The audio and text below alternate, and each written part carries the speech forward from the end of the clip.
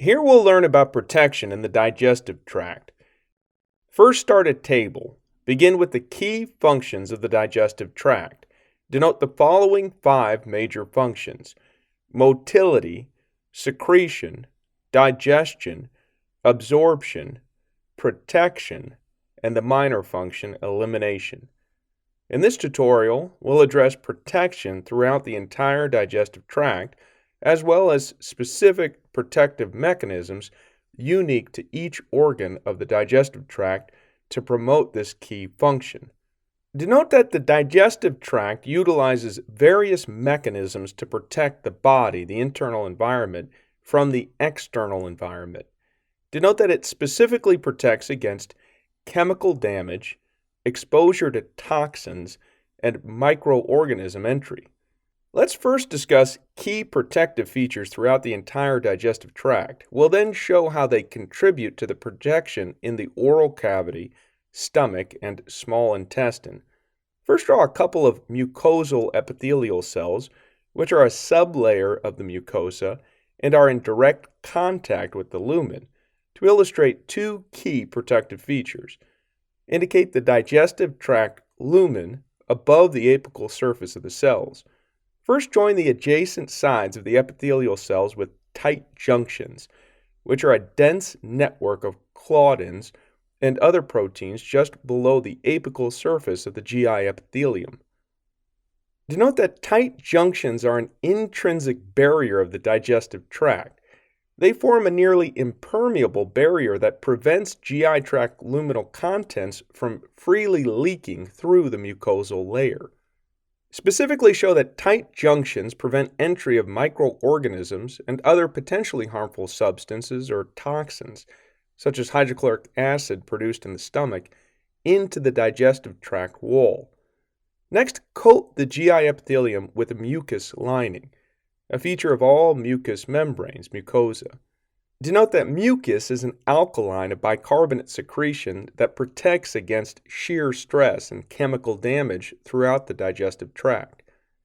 Let's now discuss the specific role of mucus in 3 key areas of the digestive tract. Draw a series of mucosal epithelial cells that correspond to those of the oral cavity, stomach, and small intestine. Remember to join the cells with tight junctions. Leave spaces between these representative cells because we're going to introduce more specialized cells of the mucosal epithelium later. Draw a mucus cell.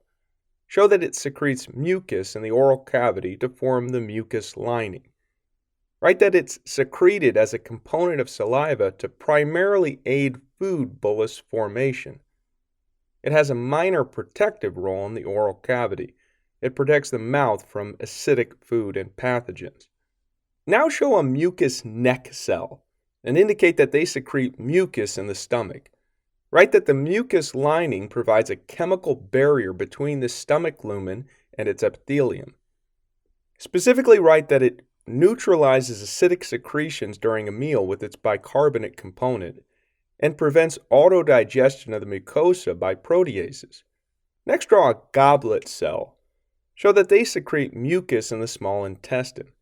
Write that the mucus lining continues as a chemical barrier between the acidic chyme present in the intestines and the intestinal mucosa.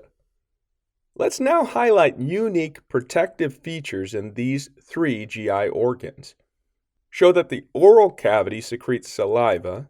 Indicate that among other key components, it also contains lysozymes, which lyse bacteria, IgA antibodies, which maintain mucosal immunity, and defensins, which are host defense antimicrobial peptides of the innate immunity.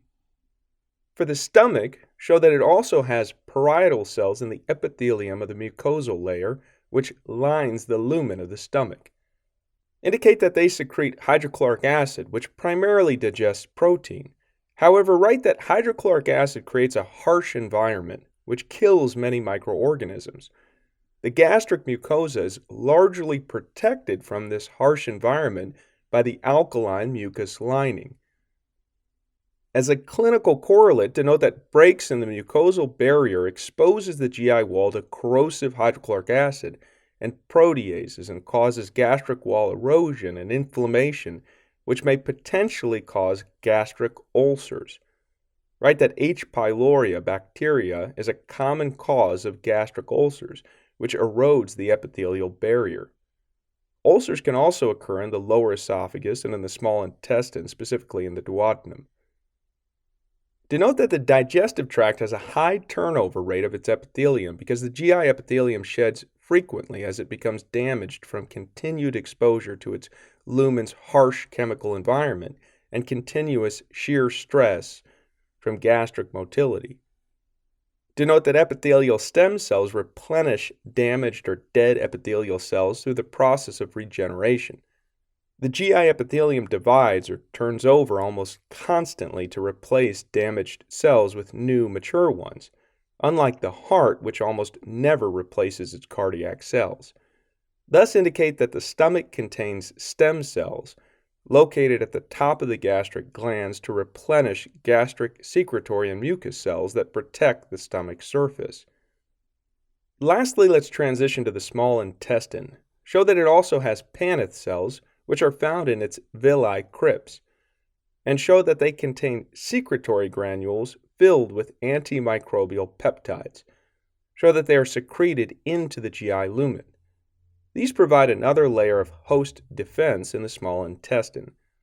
Indicate that the small intestine also has epithelial stem cells throughout its mucosal layer, which replenish damaged or dead absorptive and goblet cells that are shed from villi.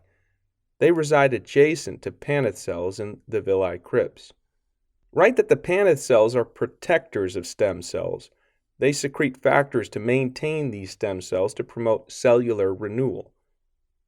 Although the digestive tract relies on high rates of cellular division to replace old damaged cells, this also corresponds to higher rates of mutations and thus increased incidence of cancer in the GI epithelium, carcinoma. This concludes our diagram.